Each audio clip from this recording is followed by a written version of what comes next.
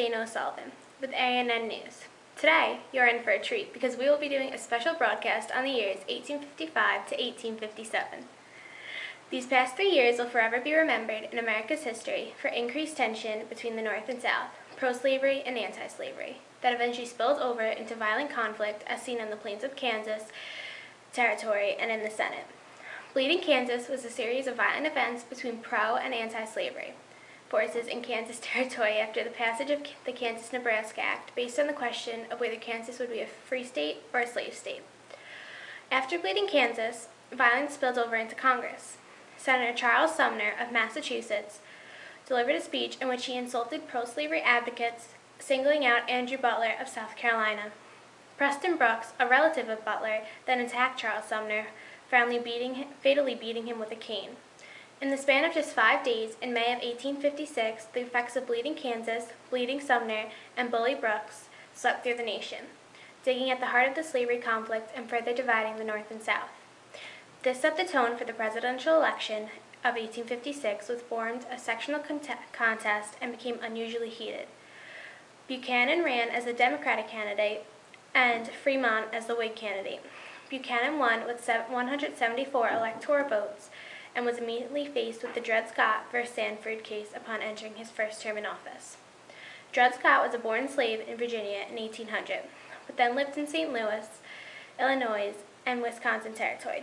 Dred Scott claimed that residence in Illinois and the Wisconsin Territory had made him free.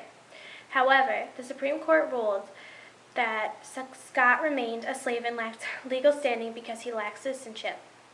These 4 events, Bleeding Kansas, the Brooks-Sumner incident, the presidential election, and the Dred Scott decision have shaped the years 1855 to 1857, and as you'll see, making it seem as if the United States was not a unified country, but rather 2 separate independent nations. Thank you. Let's begin by taking a visit to the plains of Kansas Territory, where Lauren Gruffy was stationed right near the borders of Kansas and Missouri. Thank you, Dana. With the passage of the Kansas-Nebraska Act, groups from the North and South hurried to Kansas Territory. Many of the settlers were non-slaveholders from Missouri who want to keep all blacks out of the territory. Today, Kansas's first governor has ordered a census of the territory. As you can see behind me, border ruffians are crossing over from Missouri, trying to increase the pro-slavery majority in Kansas.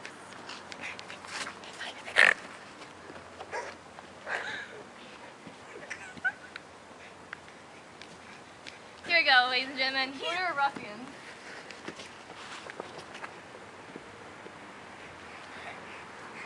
Here, I'll help you. Come on, let's go. As a result of the effort of the border ruffians, pro-slavery won the majority in Kansas with the conclusion of the census.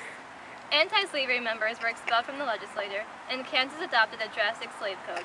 However, just after the census, a constitutional convention was held in Topeka, Kansas. There, free state advocates wrote a new constitution and an application for statehood. 2 illegal governments are actually currently present in Kansas. What's she doing? Oh. The tension between pro-slavery and anti-slavery has now led into violent conflict. An angry pro-slavery mob has entered the free state town of Lawrence, Kansas. The mob set fire to the free state governor's home. Ah! Woo!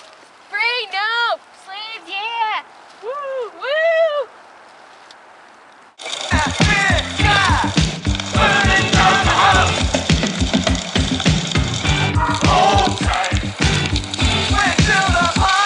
That night, newspapers were destroyed. Casey, did you read this article on abolishing slavery? Why, yes. Yes, I did, Lauren. Job well done. Oh, thank you. I'm just awesome. Are you enjoying this tea as much as I am? Yeah, it's just delicious. I made it, of course. Slavery! We need slaves!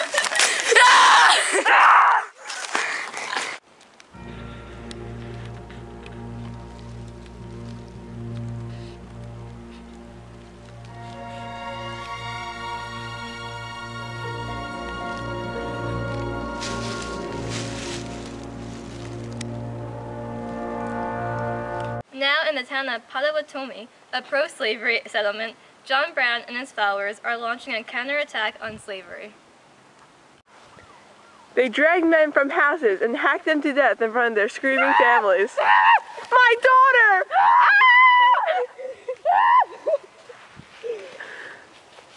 Ow. Okay, we're done. As the residents of Kansas launched brutal attacks on one another, slaughtering others and demolishing settlements, the rest of the nation watched in horror. Endless violence in Kansas threatened the nation as a whole. It seemed as though conflict in just a small state led to divisions across the entire Union. Now on to the Brooks-Sumner incident. Lauren is outside the Senate with Preston Brooks. Mr. Brooks, can I have a moment of your time? What do you want? Do you have any remorse for what you did to Mr. Sumner? No, he deserved every hit I delivered to him. He insulted my relative, and I'll do whatever it takes to defend my family honor. Is it true you beat him with a cane until it broke? Yes I did. It was a weak cane. We will now take a look at some of the live action from the beating.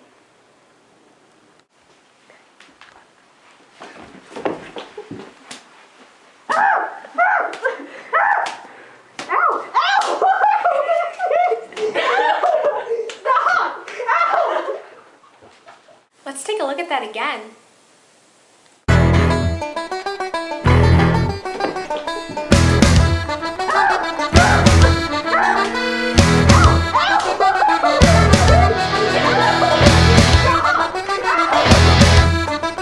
Wow, it's hard to believe that all the brutal violence going on in our nation all rooted by the same issue. We will now go over to Casey, who will provide us with comments and analysis on the events of 1855 to 1857. She is now with Ralph Waldo Emerson. Mr. Emerson, what are your thoughts on Bleeding Kansas and the Brooks-Sumner incident? I am appalled at the behavior of both sides. It is as if the North and South have developed into different civilizations. I do not see how a barbarous community and a civil community can constitute one state. We must either get rid of slavery or get rid of freedom. And if we don't, Mr. Emerson, what do you think will happen to our nation? The United States will fall apart. I see a civil war possibly happening in the future.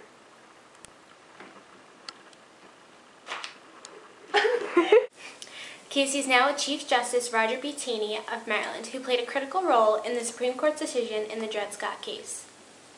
Mr. Taney, can you explain your justification to your decision regarding the case of the Dred Scott versus Sanford?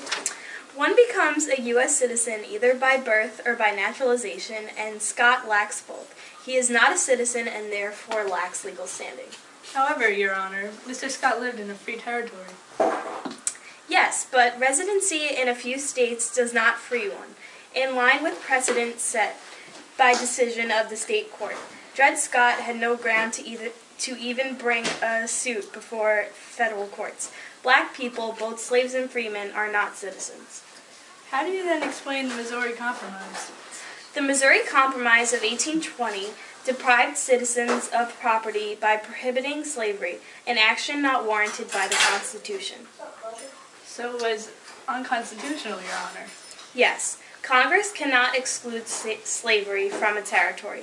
Dred Scott remains a slave. I believe that the federal government has no right to interfere with the free movement of property throughout the territories.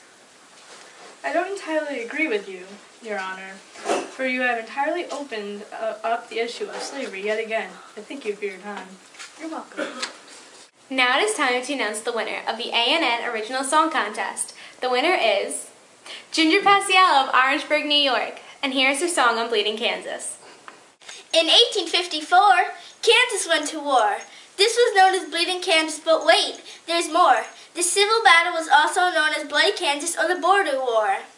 You see, Kansas had to decide whether they should enter nationwide as a free state or a slave state.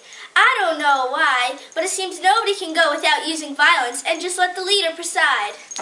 Oh, bloody Kansas, please stop fighting. You're making my heart break. Oh, bloody Kansas. In 1858, Kansas chose their fate. They chose to be a free state. Free state. Too bad there would only be peace for 3 months because the Civil War would come at once.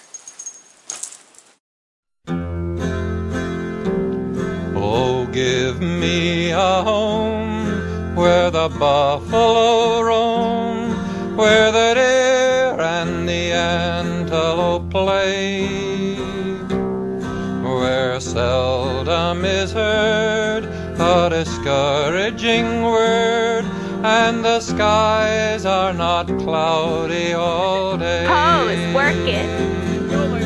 Oh, Hair, do the hair, do the hair. No, the weird hair. Where the deer and the antelope play. Well, all I have is your butt. Where seldom is heard a discouraging word. Wait, do this. No, In 1854, As the rest is. Oh my god. Well,